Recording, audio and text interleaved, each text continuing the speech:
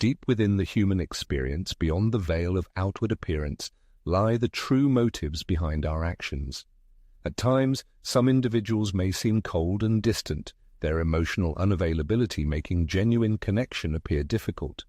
However, the true reason for this lies not in an absence of feeling, but in a profound, almost instinctive desire to avoid re-experiencing past pain.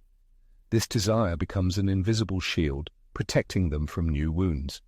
The tragic irony is that pain possesses an incredible power to restructure the very essence of a person, fundamentally altering their way of being, and most sadly this profound transformation often goes completely unnoticed by those around them. As the eminent psychologist Carl Jung astutely observed, when suffering is not acknowledged and processed, it does not simply disappear. Instead, it recedes into the depths of the subconscious and transforms into specific, often subtle, behavioral patterns.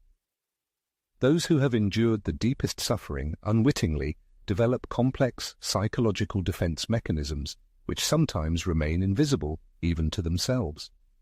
The way these individuals react to the external world, how they build relationships, how they guard against potential threats, or conversely, withdraw into themselves, is no accident.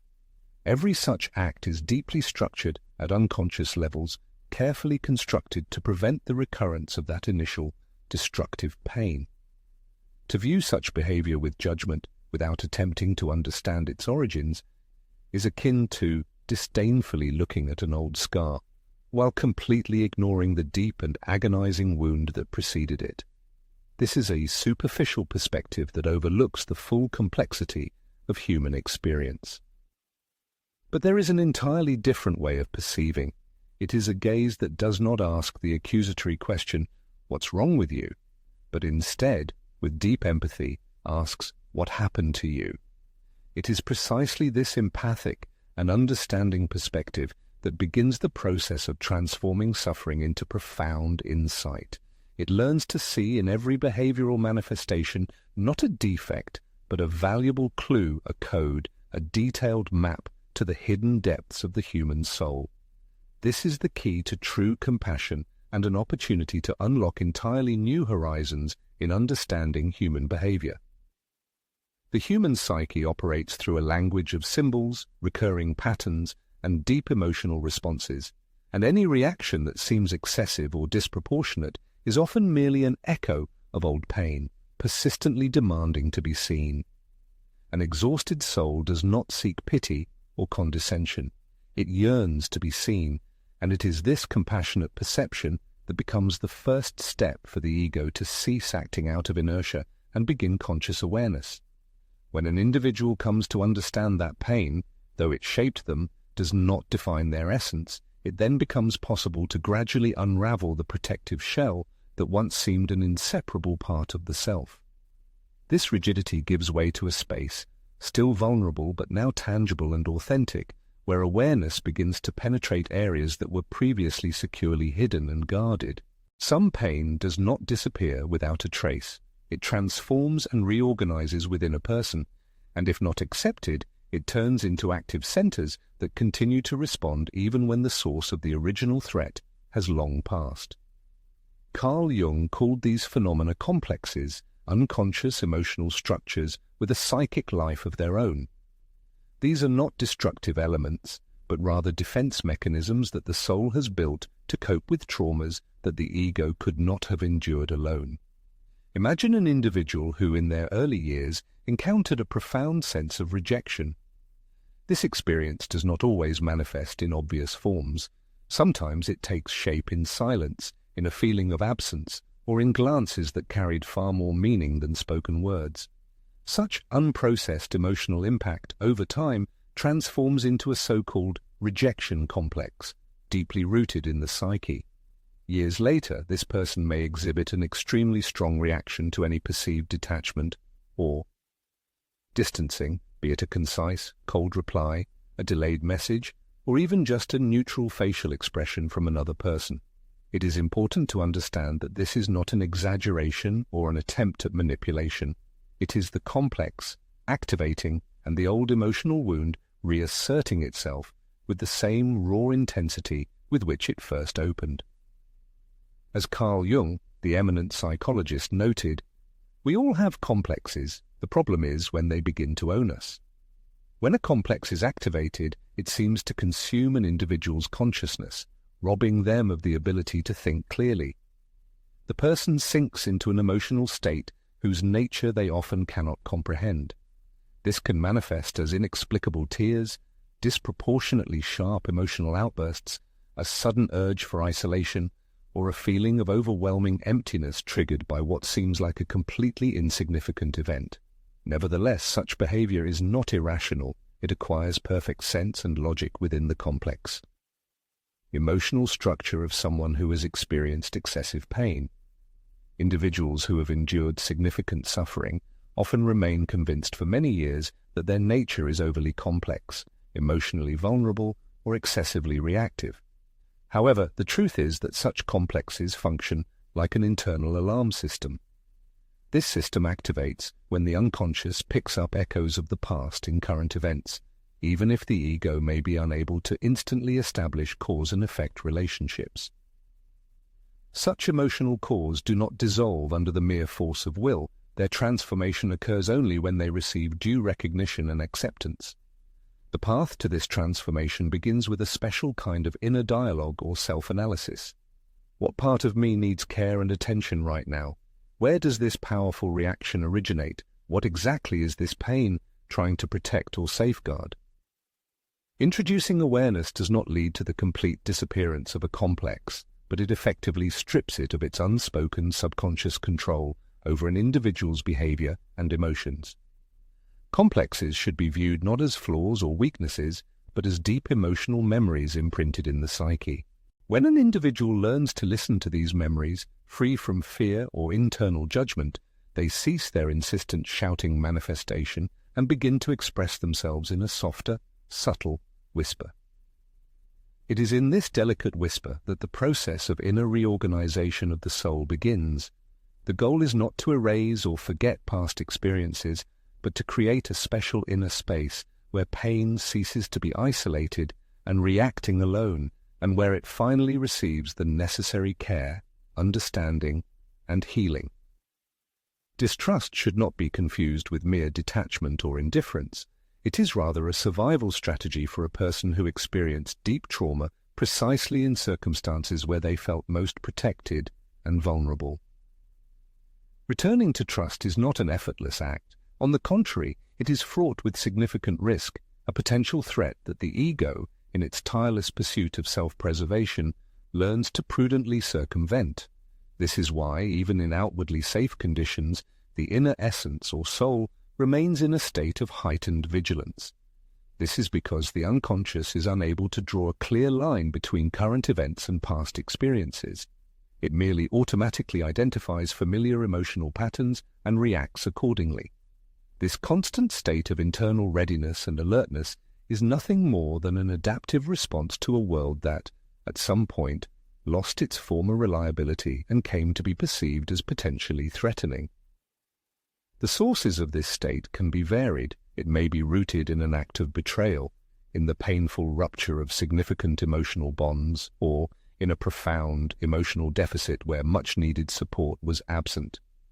The core of the problem lies not so much in the scale of the event itself, but in the deep psychological impact and internal imprint it left on the person's consciousness.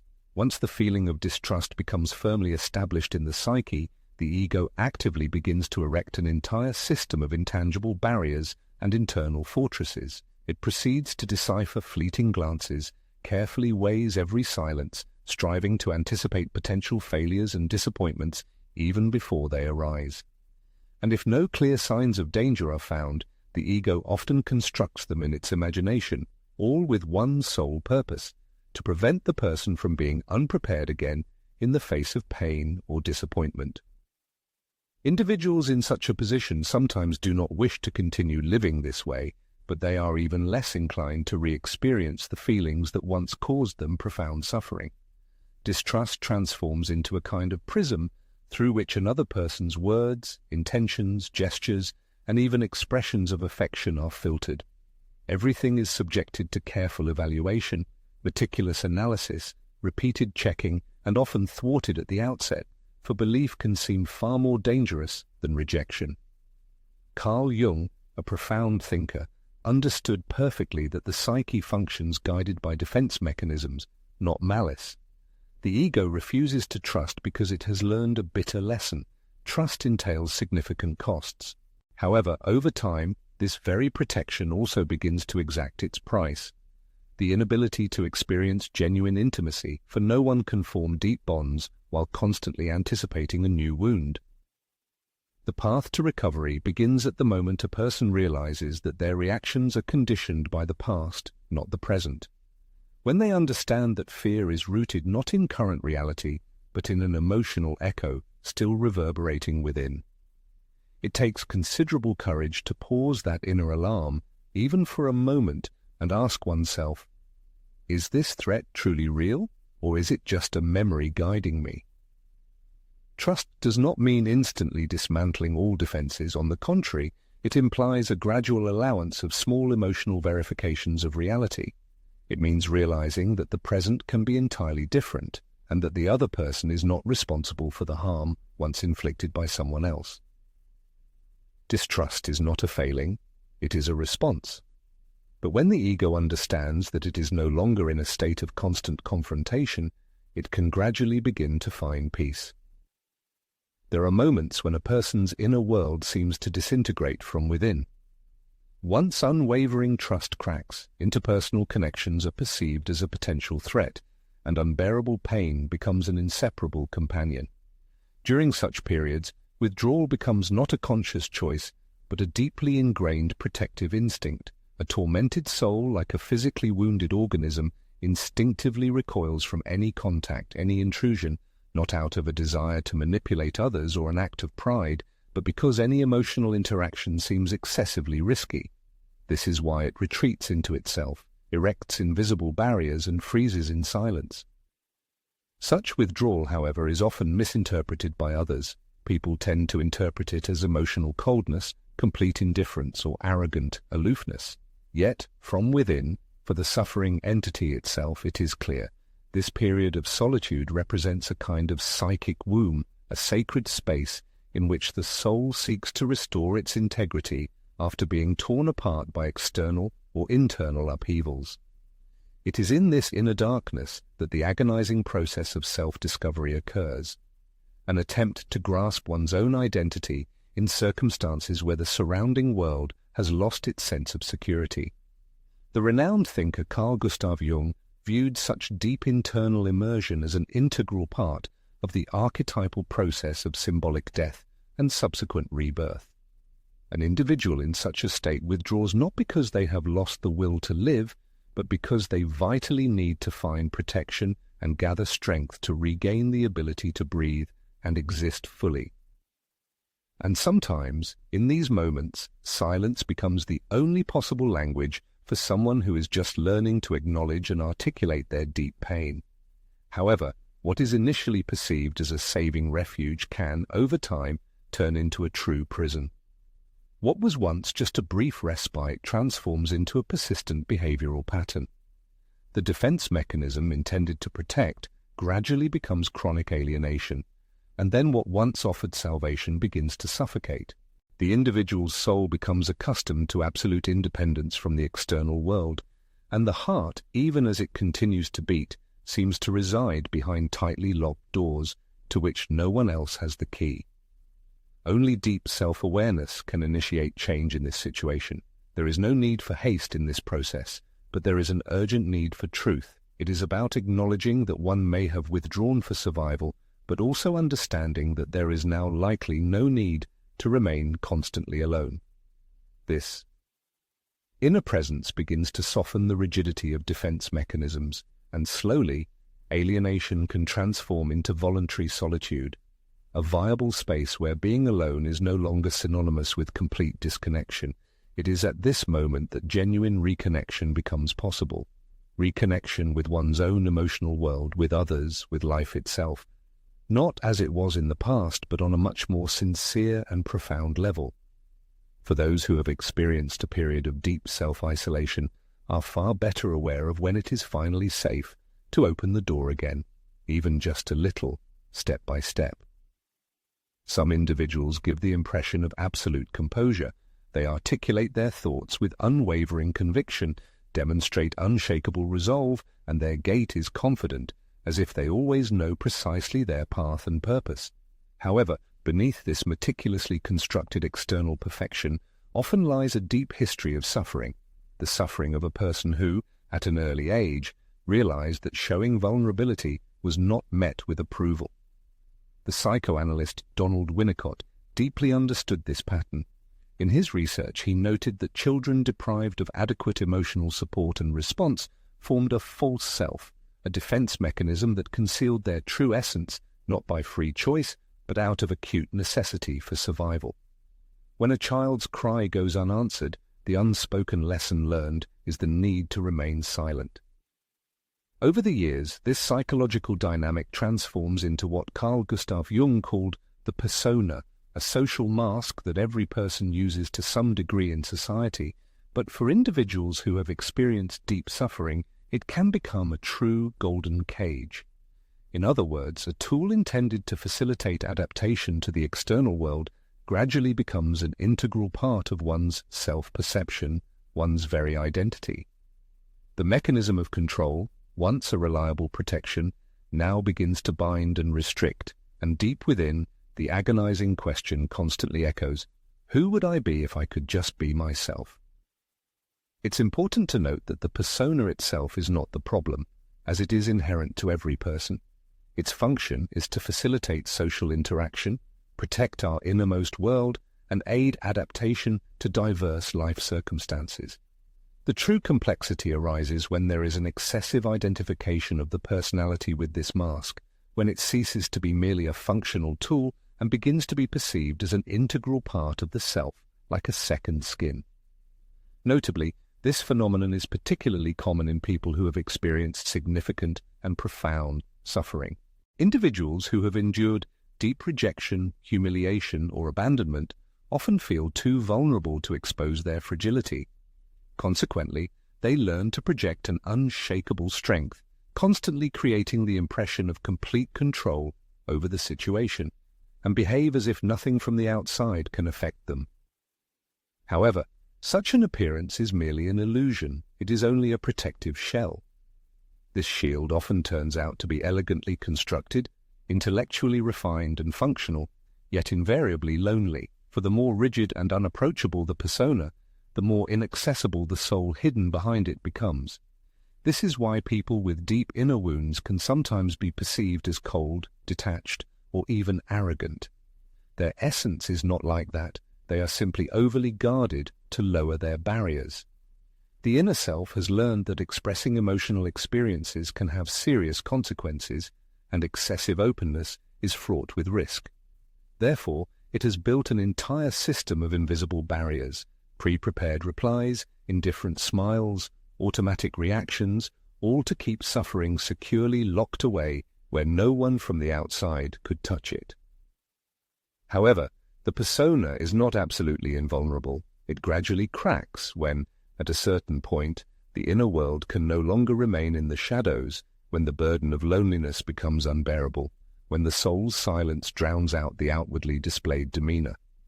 It is then that a profound shift occurs. The question, "How do I look?" disappears, and in its place comes, "Who am I really?"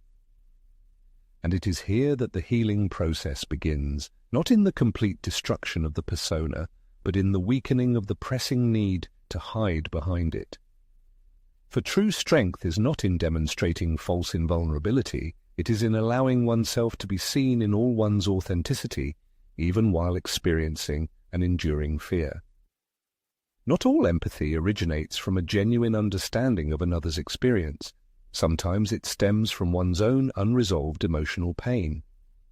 Individuals who have endured deep suffering often develop an extremely acute sensitivity to others' sorrow. They can perceive the subtlest nuances of others' experiences, feeling emotions that deeply move them. At first glance, such a trait might seem a virtue, and in certain circumstances it truly is.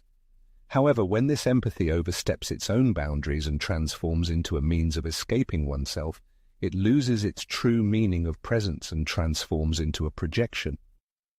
Often those who feel too acutely for others are actually unconsciously re-experiencing their own feelings.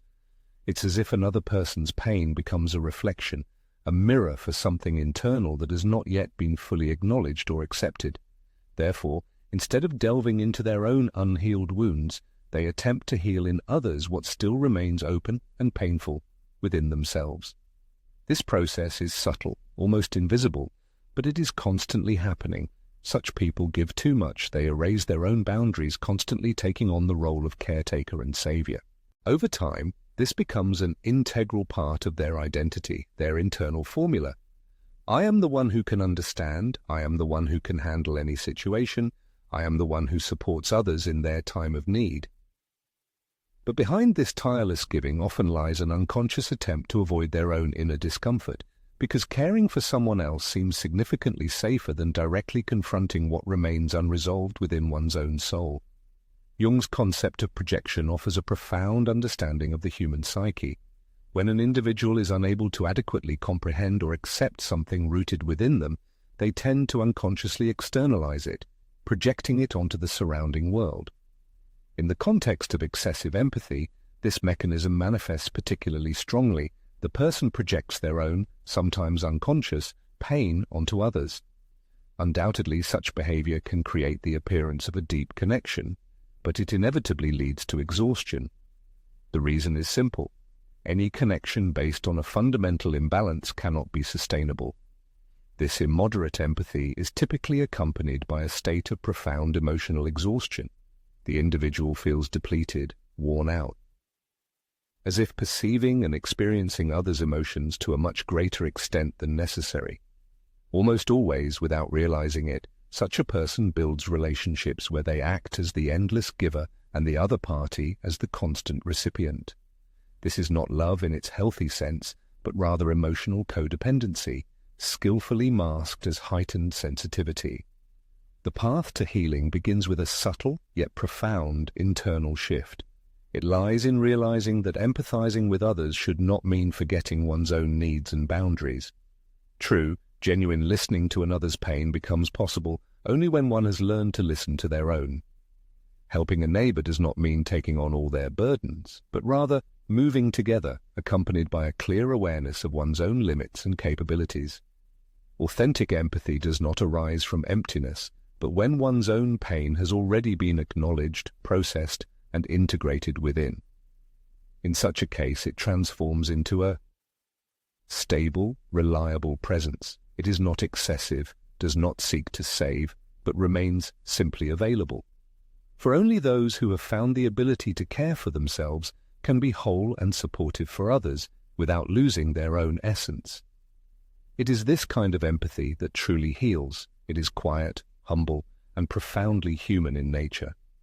For a person who has endured deep emotional turmoil, expressing love is never a simple act. This does not reflect a lack of desire or longing, but rather a consciousness saturated with painful memories. Every attempt to open up to a new person burdens them with the weight of past failures, and even when the current partner is completely different, something inside continues to remain vigilant. Attachment forms, but as if clad in invisible armor. A connection is established, yet always with an inner wariness. It is a feeling that seems to wear protective armor. Such emotional caution is often mistakenly interpreted by others as dispassion or coldness. But in reality, it is not an absence of deep feelings. It is the result of the complex work of a psyche that has learned to protect what once suffered too greatly. The true fear is directed not so much at the other person themselves, but at what that person might inadvertently stir up. The pain of rejection, re-experienced disappointments, or shattered trust. Therefore, the heart approaches intimacy with extreme prudence, and the ego, like a battle-weary soldier, refuses to fully lower its guard. The great Jung rightly emphasized that relationships serve as the arena where complexes manifest themselves most intensely. It is in the context of intimacy that unhealed traumas are most clearly exposed. For this reason, people who have experienced deep suffering tend to form attachments while keeping a part of their being detached, as if standing with one foot out the door always having a silent plan of retreat in reserve. Such a stance, seemingly defensive, gradually begins to undermine genuine connection. For a truly deep connection, one must dare to be vulnerable, and this requires clearly distinguishing between the realities of the present moment and the echoes of the past.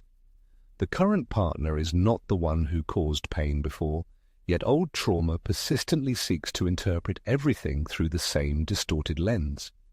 The renowned thinker Jung once uttered a profound truth. True love begins where projection ends. As long as one continues to project their inner fears, old wounds, and past traumas onto another, they lose the ability to perceive the other's true essence. In such circumstances, relationships inevitably transform into an arena of conflict between past experiences and potential yet to unfold, and instead of offering liberation, love becomes a source of enduring tension. Healing in this space unfolds gradually, demanding conscious presence, thoughtful, attentive listening, and sincere self-reflection. One must ask themselves, is their reaction driven by current events, or is it an echo of the distant past? Trust is not an instantaneous leap into the unknown. It is a slow but steady realization that safe havens exist, that not every attachment brings pain, that it is entirely possible to love without losing oneself, and to trust without dissolving into another. And when this understanding begins to take root, the old armor doesn't need to be forcibly removed. It simply loses its necessity.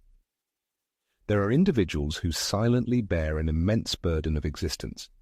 They don't ask for support, don't express dissatisfaction, and never show vulnerability. They are often perceived as embodiments of strength and resilience, as those capable of handling absolutely everything. However, this inner power was often not a conscious choice, rather it was born out of a lack of alternatives. When there was no one around to offer support, the soul was forced to navigate its path alone, and it brilliantly succeeded in this task. The depth of strength that arises from endured suffering is rooted in the most hidden corners of human existence. It doesn't announce itself loudly, nor does it manifest in elaborate speeches or ostentatious self-confidence. It is an inner power forged in exhausting falls and constant rises, in the perpetual fear of collapsing and the insurmountable need to regain an upright posture. Such strength is quiet yet incredibly resilient, like a structure built with immense effort, pain, and persistent endurance. The renowned psychologist Jung deeply understood that in many cases suffering itself becomes the catalyst for the spontaneous search for one's self, that profound core of the psyche from which genuine individuality emanates. When the familiar world around seems to crumble, something within a person stubbornly insists on continuing the journey. It is this inner drive that sustains the soul when the ego can no longer cope with the onslaught of circumstances. It is the silent voice that whispers, "Keep going," even when there are no visible signs that a path still exists. It is nothing less than the call of the self breaking through the darkest gloom. However, this strength, when devoid of a harmonious combination with attachment and care, tends to harden, and then the soul, accustomed to infinite patience, gradually loses the ability to surrender, to soften. It hardens, transforming into a kind of armor, protecting not only from external influences but also from itself. Indeed, demonstrating pain after such a long and solitary containment of all experiences within feels almost like a betrayal of the complex and exhausting journey that has been undertaken. This is why true strength must be inextricably linked with vulnerability. A person's true power does not lie in their ability to never need anyone. On the contrary, it manifests in the ability to recognize the moment when they can finally allow themselves to rest in someone's reliable and safe haven. This means possessing the inner strength to say, "I can't anymore," without fearing complete disintegration or vulnerability. It implies a deep belief that true strength can manifest in softness and tenderness. When the human soul realizes that it no longer needs to constantly struggle, a completely new kind of strength emerges. It is no longer mere survival resilience, but a deeply meaningful conscious power. Such strength allows one to carry the burden of their life story without becoming its prisoner. It acknowledges the significance of every endured trial, every scar left on the soul, but does not demand their constant display as proof of one's resilience. And it is in such moments that the life path ceases to feel like a solitary journey, even if the surrounding world remains silent. Some individuals seem to exist predominantly in the realm of their minds, prioritizing thought processes over the direct bodily sensation of being. Their consciousness is constantly occupied by an endless stream of reflections. They meticulously analyze every movement, replay past dialogues again and again, and construct all sorts of scenarios for future events. It seems as if their mind never rests, being in a state of continuous activity. Such a state might at first glance be perceived as a manifestation of outstanding intellect, yet often it conceals ordinary fear, skillfully disguised as cognitive activity. Excessive immersion in thought processes can serve as a highly sophisticated mechanism for avoiding confrontation with one's own emotions. For people who have experienced deep suffering, the world of feelings can seem chaotic and extremely unstable. Any sensation associated with intense pain is perceived by them as a direct threat to their inner balance. In response to internal discomfort or threat, the ego often finds a peculiar way out. It seeks to transfer the entire complex of experiences and problems into the realm of rational understanding. Thus, the intellect transforms into a reliable refuge, a carefully controlled space where seemingly any situation can be predicted, explained in detail, and fully comprehended. This creates an illusion of comprehensive control over the chaos of the inner world. However, in this insatiable quest for total control over reality, natural emotional spontaneity inevitably begins to dissipate. As Carl Jung astutely noted, knowledge itself does not possess transformative power. He insisted that to know is not enough, we must live, emphasizing that true being is inconceivable without deep feeling, even if it is accompanied by painful experiences. Such excessive immersion in reflection serves as a kind of ego strategy aimed at keeping emotional pain in a suspended, indefinite state, avoiding direct confrontation with it. Nevertheless, what has not been felt and acknowledged cannot be fully integrated into the psyche, and consequently what remains unintegrated continues to covertly influence a person, acting from the depths of the unconscious, from the so-called shadows. Often, individuals prone to excessive mental analysis encounter insurmountable difficulties when attempting to verbalize their genuine emotions. Paradoxically, they are capable of thoroughly understanding what is happening, providing exhaustive explanations of cause and effect relationships, and accurately recognizing behavioral patterns, yet they remain motionless, as if frozen in one spot, unable to move forward in their development. The reason lies in the fact that purely intellectual analysis, devoid of sincere emotional recognition and empathy, inevitably turns into an endless closed loop. This becomes a constant, exhausting oscillation between the illusion of understanding and actual emotional blockage. For the unconscious mind, reflection appears as a safe refuge, whereas immersion in feelings is perceived as a direct threat. Such is the deep, unconscious logic of the psyche. There is a paradox that only true feeling can bring about genuine transformation. Only when pain permeates not only the mind, but also the body itself does it finally find a place for solace. This is not about drowning in suffering, but rather about allowing oneself to be in the present moment with what is, without trying to hide behind rational arguments. Healing does not mean reducing mental activity. On the contrary, it implies creating a space where thought can harmoniously coexist with emotion, allowing the body to express itself, tears to flow freely, and silence to settle without an immediate need for explanations. This approach does not weaken a person. On the contrary, it deeply humanizes them. When thought ceases to be a shield and becomes a tool, it returns to its original role, to bring clarity, not to serve as protection. And then, gradually, the soul begins to comprehend that feeling is not a harbinger of danger, but a vivid testament to life itself. There is a special sensitivity that cannot be acquired. It is born from endured pain. Many who have known deep suffering develop a wonderfully warm, almost intuitive presence. They possess the ability to listen without judgment, to sense what others cannot express in words, and to know precisely where it hurts, because they themselves have gone through similar pain. These are the ones whom Carl Jung might have called wounded healers, echoing the ancient archetype of Chiron, the centaur from Greek mythology who, though wounded, nonetheless possessed the gift of healing others. However, the ability to offer comfort to others does not always stem from a harmonious and conscious state. Sometimes it arises from deep, subconscious impulses to heal in another person what still invisibly bleeds in one's own soul. This impulse is undoubtedly noble and beautiful, but it simultaneously harbors significant danger, as it can lead to complete self-forgetfulness. Caring for the needs of others in such a case becomes an undeniable priority, while one's own pain is relentlessly postponed. Suffering is used as a kind of bridge connecting with another person, but it never becomes a path for returning to oneself, for inner self-exploration. The archetype of the wounded healer thus possesses deep ambivalence. It encompasses both powerful strength and vulnerability. Its strength manifests in the ability to transform personal suffering into genuine, deep empathy, and its vulnerability lies in the tendency to hide behind the role of caretaker. It seems as if, by offering their unconditional presence to others, such people avoid a painful confrontation with their own inner absence.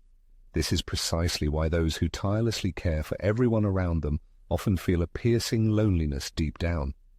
Carl Jung was well aware of this psychological trap. He was convinced that the human psyche strives for inner balance, and excessive, sometimes obsessive, external care can merely be a reflection of deep inner self-neglect. When the act of comforting is accompanied by unbearable exhaustion, hidden, silent irritation, or a feeling of being invisible and undervalued, this serves as a clear sign that this archetype is in a state of imbalance. Healing in this context does not imply a complete abandonment of showing care. On the contrary, it means the harmonious inclusion of one's own self in this process. It is a deep awareness that another person's suffering may resonate with one's own experiences, but it should not completely engulf them. External attentive listening must be inseparably combined with internal self-listening.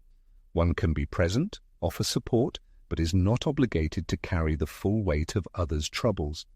It is the transformation of a personal wound into deep awareness and understanding that turns one who was once wounded into a truly transformative presence for both themselves and others.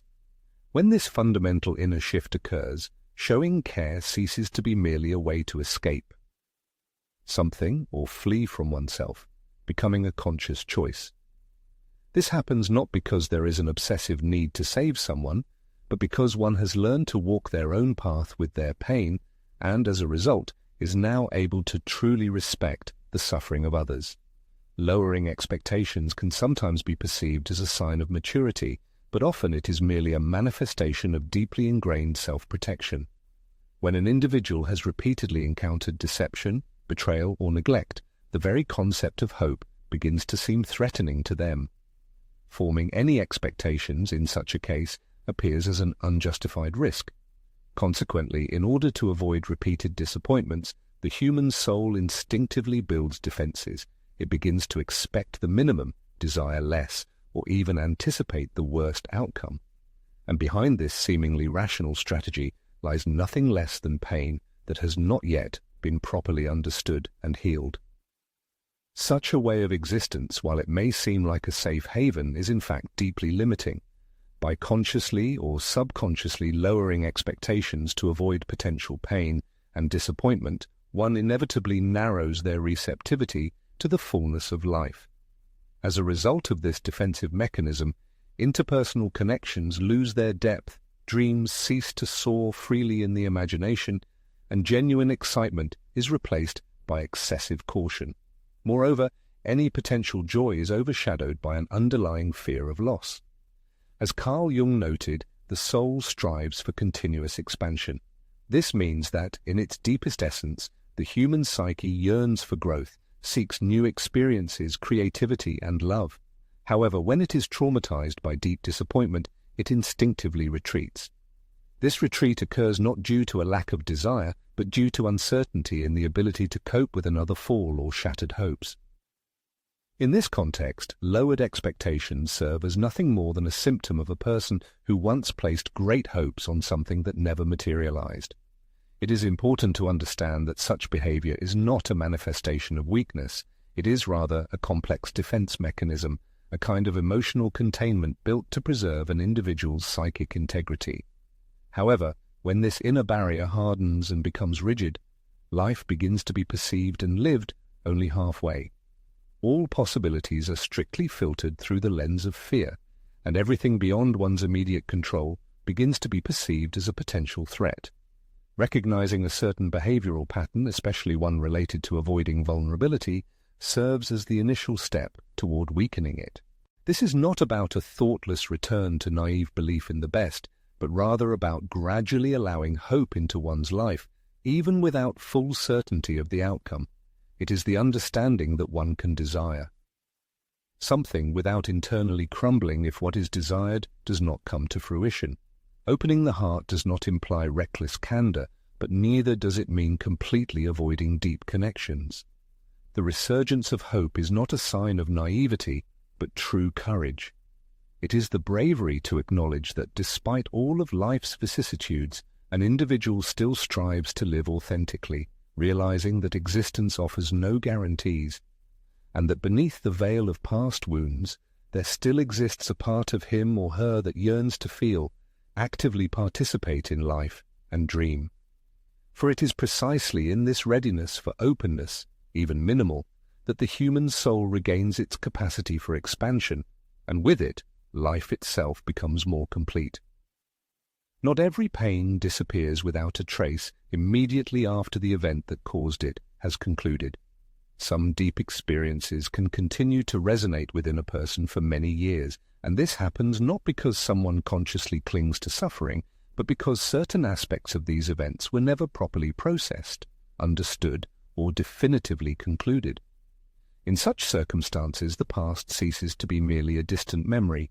It transforms into a living present, and existing with it, when it seems to cling to the very essence of one's being, is akin to walking with invisible yet bleeding wounds.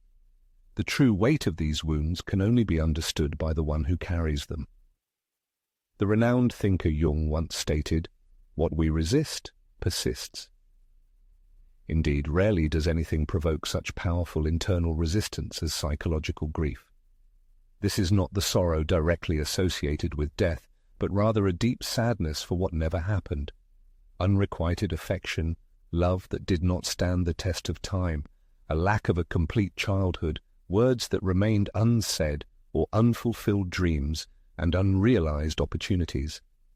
Such invisible losses, like unseen shackles, firmly bind a person, holding them captive to what has long passed, but still retains its powerful hold over them. Often the ego strives to move forward, leaving the past irrevocably behind without looking back.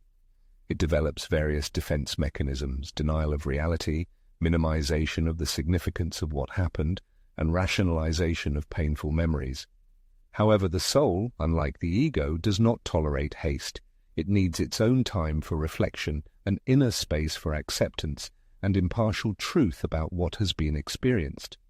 The full experience of true psychological grief becomes possible only when a safe haven is created for feelings, free from judgment, without intrusive attempts to explain or hastily overcome them. The true process of letting go of the past is not equivalent to forgetting. On the contrary, it symbolizes a deep integration of the experienced past. It is a conscious look at past events and a sincere acknowledgement that what happened left its mark and caused pain. And only after this can the individual allow it to find its place within themselves, transforming from a bleeding wound into a recognized memory. This is not an act of erasing from memory. It is more like a metamorphosis of a scar that stops hurting and bleeding, but continues to silently tell of what was experienced, becoming a part of one's personal history. This internal process is often accompanied by deep pain, as it forces the ego to abandon the illusion of well-being. It unconditionally confronts the human soul with the genuine loss that has been buried under layers of denial for many years. However, Only when this grief is given the opportunity to be fully experienced does the past stop relentlessly repeating itself in the present. Only at this moment do outdated behavioral patterns loosen their death grip, and only then does past suffering cease to seep into every new life experience. To continue fighting the past means only to remain its prisoner.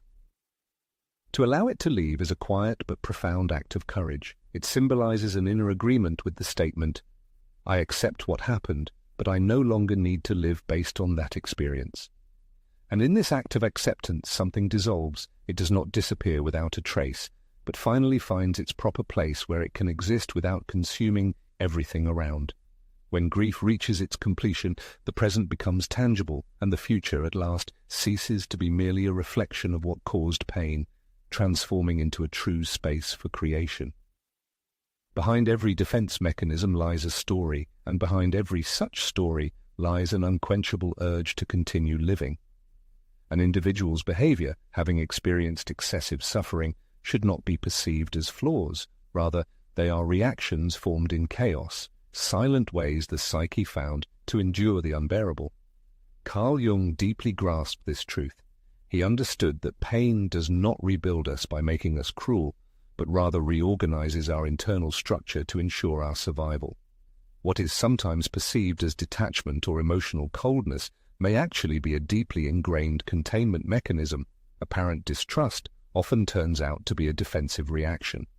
And what sounds in communication like unapproachable pride, excessive rationality, or complete aloofness often represents a manifestation of ordinary fear.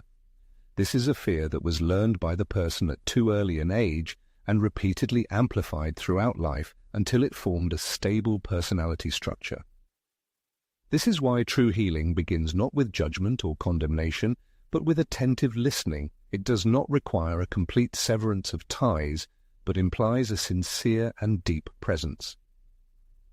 The process of individuation, this key Jungian path of becoming a complete and unique person, does not happen by bypassing pain or despite it. On the contrary, it unfolds precisely through experiencing it. For only in direct confrontation with what causes the most pain can one discover the true elements requiring transformation.